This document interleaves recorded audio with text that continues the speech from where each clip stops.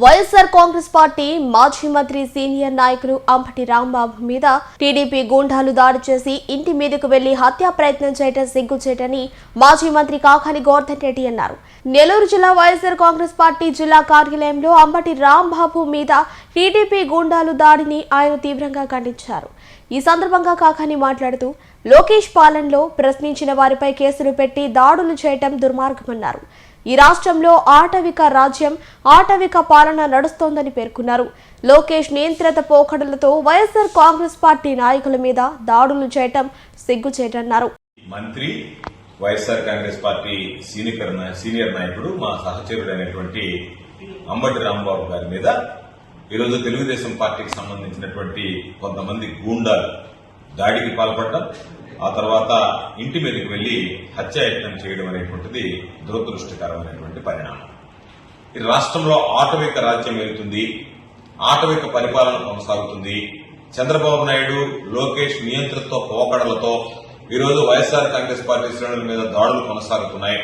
అందులో భాగంగానే ఈరోజు కల్తీ నెయ్యి విషయంలో చంద్రబాబుని గట్టిగా నిలదీసేసరికి చంద్రబాబు, పవన్ కళ్యాణ్ ఇద్దరు కూడా సమాధానం చెప్పుకోలేనటువంటి దుస్థితిలో ప్రజల ముందు దోషులుగా నిలబడాల్సినటువంటి పరిస్థితిలో డైవర్షన్ పాలిటిక్స్ ఒక పక్క ఫ్రస్ట్రేషన్ తో ప్రశ్నించేవారు, మాట్లాడేవారు అందరి మీద దాడులు చేసి తీవ్రంగా అణిచివేయాలనేటువంటి ఒక దుర్మార్గమైనటువంటి కుట్ర పని. అందులో భాగంగా ఈరోజు రాంబాబు మీద రాడ్లు, కర్రలతో మనం చూశాం.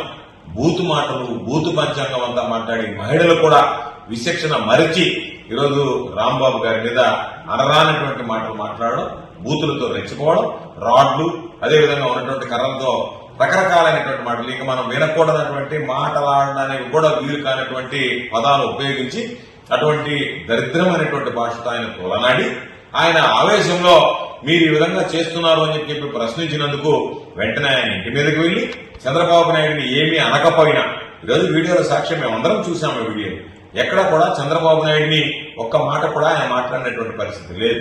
అయినా కూడా లేని దాన్ని, ఆనందాన్ని ఏ విధంగా అయితే గతంలో చంద్రబాబు నాయుడు అన్వయించుకునేటువంటి అలవాటుందో, ఎవరు ఏది మాట్లాడినా దాన్ని నన్నే అన్వయించుకుని సానుభూతి పొంది దాని ద్వారా రాంబాబుని అరెస్ట్ చేయాలని, రాంబాబుని జైలుకి పంపించాలని, రాంబాబు ఇంటి మీద దాడి చేయాలని, ఇవన్నీ కూడా వాళ్ళ ఆలోచనలు, వాళ్ళ దిశానిర్దేశంలోనే జరిగినట్టుగా మేము భావిస్తున్నాం. రాంబాబు గారు ఇప్పటికే చెప్పడం జరిగింది, నేను అరెస్టులకు భయపడను, పోలీసు కేసులకు భయపడను, దేన్నైనా ఎదుర్కొంటా, కాబట్టి నేను దేన్నైనా ఎదుర్కోవడానికి సిద్ధంగా ఉన్నాను అని చెప్పి ప్రకటించడం జరిగింది. ఏది ఏమైనా ఈరోజు అంబటి రాంబాబు గారి మీద జరిగినటువంటి దాడి సభ్య సమాజం తలదించుకునేటువంటి విధంగా మహనీయుడు బిఆర్ అంబేద్కర్ గారు రాసినటువంటి రాజ్యాంగం ఈ రాష్ట్రంలో అమలు కావటం లేదు. ఈ రాష్ట్రంలో ఆటవిక రాజ్యాంగం, నారావారి రెడ్ బుక్ రాజ్యాంగం అమలవుతుంది. అందులో భాగంగానే ఈరోజు అంబటి రాంబాబు గారి మీద హత్యాయత్నం జరిగింది. అంబటి రాంబాబు గారి మీద జరిగినటువంటి హత్యాయత్నానికి సంబంధించి పోలీసులు ప్రేక్షక పాత్ర వహించడాన్ని మేము ఖండిస్తున్నాం, గర్హిస్తున్నాం. డీజీపీ గారు ఒక మాజీ మంత్రిగా పనిచేసినటువంటి వ్యక్తికే ఈరోజు భద్రత కల్పించలేకపోతున్నాడంటే ఈ రాష్ట్రంలో సామాన్యుడి పరిస్థితి ఏ విధంగా ఉంటుందని మనం అర్థం చేసుకోగలం. కాబట్టి ఈ ప్రభుత్వం అనుసరిస్తున్నటువంటి విధానాలు, ఈరోజు ప్రజా వ్యతిరేక విధానాలతో పాటు వాళ్ళ పోకడలు కూడా ప్రజలు గమనిస్తున్నారు.